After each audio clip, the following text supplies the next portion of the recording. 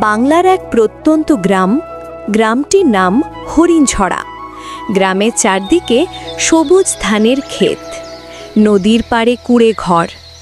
দেখতে সুন্দর, শান্ত, কিন্তু এই সৌন্দর্যের মাঝেই লুকানো ছিল হাজারো মানুষের সুখ, দুঃখ, হাসি, কান্না আর কষ্টে ভরা জীবন। সেই গ্রামেই এক কোণের ঘরে থাকত রাসেল নামের এক দরিদ্র ছোট ছেলে। ছোটবেলায় বাবাকে হারিয়েছে, এখন সংসারের ভর শুধু তার মায়ের কাঁধে। রাসেল, কষ্ট বেশি দিন থাকে না বাবা, আল্লাহর উপর ভরসা রাখো। আল্লাহ একদিন না একদিন আমাদের সংসারের রহমত দান করবেন। দিনের পর দিন রাসেল কাজ করত অন্যের জমিতে, আবার কখনো ভ্যান গাড়ি চালাতেন, আবার মাঝে মাঝে কুলির কাজও করতেন। সারা দিন ঘাম ঝরাত, কিন্তু রাতে ফিরত সামান্য কয়টা পয়সা হাতে নিয়ে। মায়ের হাতে থাকত সামান্য কটা পয়সা, আর সেই দুজনের কয়েকটা পয়সা দিয়ে এক মুঠো চালও আসত না বাড়িতে। বন্ধুরা, আপনাদের কাছে আমার ছোট্ট একটি অনুরোধ। আপনি যেখান থেকে এই ভিডিওটি দেখছেন, যদি এটি ভালো লাগে আমাদের চ্যানেলটি অবশ্যই সাবস্ক্রাইব করবেন। সব সময় পাশে থাকুন, আমরা একসাথে এগিয়ে যাব ইনশাল্লাহ। এক রাতে রাসেলের মা মাটির চুলার পাশে বসে কষ্ট করে বানালেন একটা রুটি। সেই রুটি হাতে দিয়ে বললেন, বাবা, আজ যে কয়টা পয়সা জুটেছিল তা দিয়ে ঘরে এটুকুই রুটি হলো, তুই খেয়ে নে বাবা। না মা, তুমি খাও, সারাদিন তুমি কত কাজ করেছ। না বাবা, তুই খেয়ে নে, আমি এক মগ পানি খেয়ে নেব। তুই যদি না খাস আমার গলা দিয়ে নামবে না রে বাবা।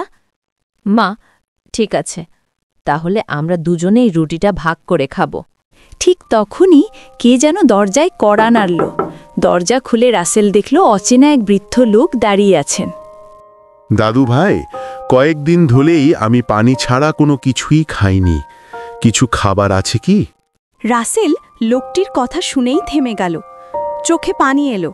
এখন কি করবে? ঘরে তো শুধু একটি রুটি আছে। একটি রুটি ওরা খাবে নাকি ভিক্ষুককে দেবে?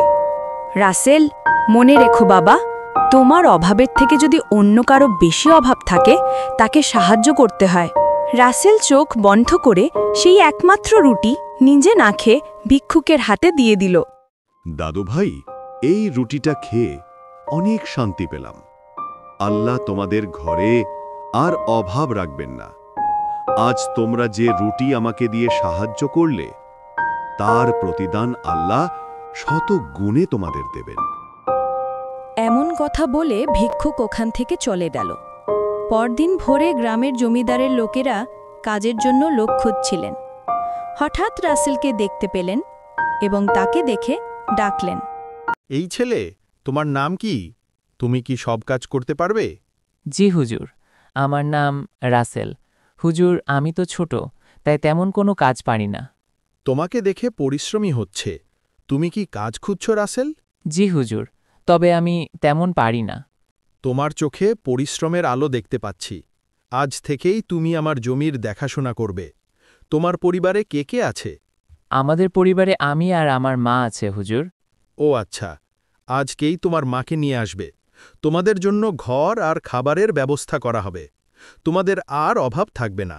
ধন্যবাদ হুজুর, আমার জন্য দোয়া করবেন, আমি যেন আপনার কাজ সৎ ও নিষ্ঠার সাথে করতে পারি। বন্ধুরা, আমরা এই গল্প থেকে এই শিক্ষা পাই যে ভোগে কোনো সুখ নেই, ত্যাগেই হচ্ছে প্রকৃত সুখ।